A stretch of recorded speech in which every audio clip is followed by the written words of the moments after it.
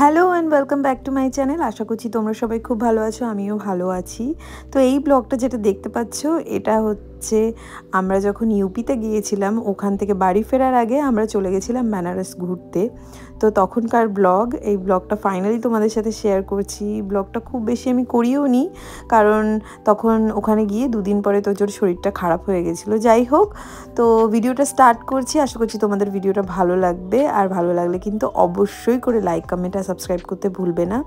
তো আমরা পৌঁছে গিয়েছিলাম সন্ধেবেলা, আর সন্ধেবেলা গিয়েই ফার্স্টে তাড়াতাড়ি করে স্নান টান করে চেঞ্জ করে চলে গিয়েছিলাম গঙ্গা ঘাটে আরতি দেখার জন্য। আর সত্যি কথা বলতে আমাদের অনেকটা দেরিও হয়ে গিয়েছিল, তাই জন্য আমরা দেখো সব নৌকোর পেছনে একদম দাঁড়িয়েছিলাম। তবে যতটা দেখতে পেরেছি বেশ ভালো লেগেছিল, আর ডিসাইড করেছিলাম যে নেক্সট দিনও আবার দেখতে যাব। তো এখানে গঙ্গা আরতি দেখার পরে আমরা একটুখানি গঙ্গা ঘুরেও নিয়েছিলাম। এত বিয়ে ঘুরে এত চিৎকার চেঁচামেচি আওয়াজপত্র থেকে একটুখানি শান্তিতে রিলিফই লাগছিল। আর বেনারসের আমি যেটা ফিল করলাম, এনভায়রনমেন্টটা একটুখানি অন্যরকমই। এটা আমার প্রথমবারের বেনারস ট্রিপ, তো আমার তো বেশ অন্যরকমই লাগলো। আর যেরকম সবাই জানে গঙ্গা আরতিটা তো বেনারসের খুবই ফেমাস, তাই জন্য সবার ফার্স্টে এখানেই এসেছিলাম। আর রাত্রিবেলা নৌকো করে নদী ঘুরতে কার না ভালো লাগে। এখানে আমাদের কলকাতাতে প্রিন্সেপ ঘাটে অনেকবার গিয়েছি, তবে রাত্রিবেলা এরকমভাবে কখনোই নৌকোতে করে ঘুরতে পারিনি। বাট বেনারস গিয়ে এই শখটাও কিন্তু পূরণ করে নিয়েছি। ভালো করে গঙ্গার ঘাটগুলো নৌকোয় করে বেশ 1-1.5 ঘন্টা বসে ঘুরলাম, খুব ভালো লাগলো। তারপরে চলে গিয়েছিলাম সোজা চাট খেতে। এখানে চাটের দোকান আছে কয়েকটা, খুবই ফেমাস। এই মুহূর্তে আমার নামগুলো মনে পড়ছে না, তবে তোমরা যদি জানতে চাও কমেন্টে অবশ্যই করে আমাকে কমেন্ট করো, আমি ওখানে বলে দেবো।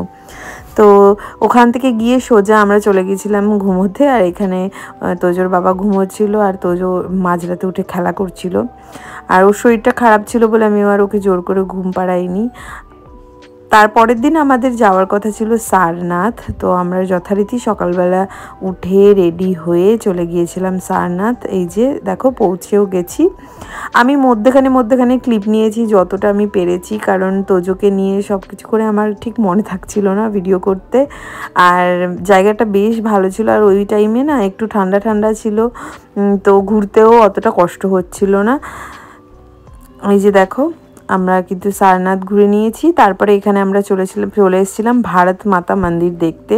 এখানে তোমরা জানো সবাই বেনারসে প্রচুর মন্দির আছে, আর এই দিনকে আমরা বেসিক্যালি ঘুরতেই এসেছিলাম। একটা অটো রিজার্ভ করে নিয়েছিলাম, তারপরে সব যে কটা সম্ভব সব মন্দিরগুলো একে একে করে ঘুরে নিয়েছিলাম। এবং কিছু মন্দিরে প্রথমে যতক্ষণ আমরা খাওয়া দাওয়া করিনি, কারণ যেহেতু স্নান টান করে গেছিলাম, পুজোও দিয়ে নিয়েছিলাম।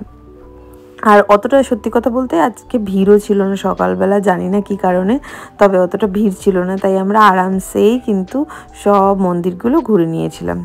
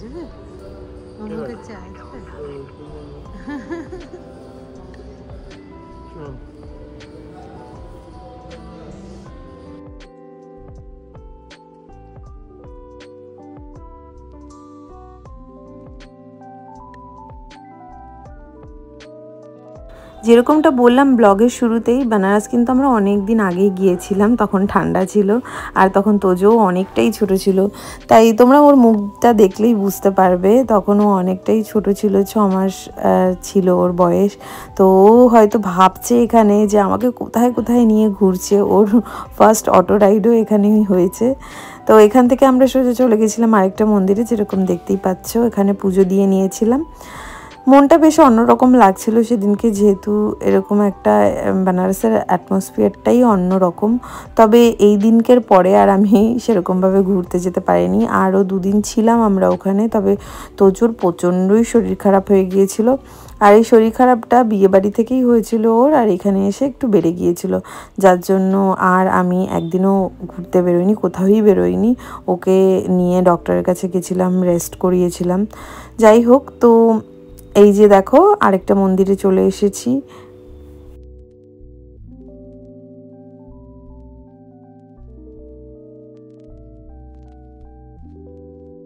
বিকেলবেলা দেরি না করে আমরা চলে গিয়েছিলাম গঙ্গা ঘাটে। যেরকম আগের দিন বললাম, আগের দিনই ডিসাইড করে নিয়েছিলাম যাবই এবার পরের দিন গঙ্গা ঘাটে, আর আগে আগে গিয়ে জায়গা নিয়ে ভালো করে দেখব। তো যেরকম ভাবনা ওরকমই কাজ, চলে এসেছি সবাই মিলে।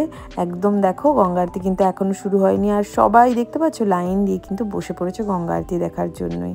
আর গঙ্গা আরতিটা দেখে এতটাই ভালো লাগলো, তোমাদের আর কি বলবো।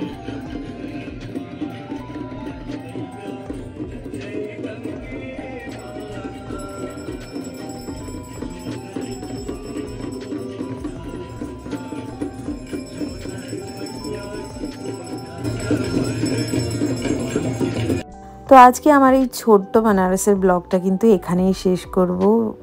মন ভরেই ঘুরে নিয়েছিলাম, এরপর আর বেনারস ঘোরা হয়নি। তবে আবার ইচ্ছা আছে, পরে কখনো সুযোগ হলে অবশ্যই করে যাব এবং আরও ভালো করে ঘুরবো। তো তোমরা যারা যারা বেনারস গেছো তাদের এক্সপিরিয়েন্স কিন্তু অবশ্যই কমেন্ট সেকশানে আমাকে জানাতে ভুলবে না। তো দেখা হবে নেক্সট ভিডিওতে। নেক্সট ভিডিওটা খুব তাড়াতাড়ি আসবে, 2 দিনের মধ্যেই। তো চলো দেখা হবে ওই ভিডিওতেই। আজকের জন্য এখানেই শেষ করছি। Tata, bye and take care.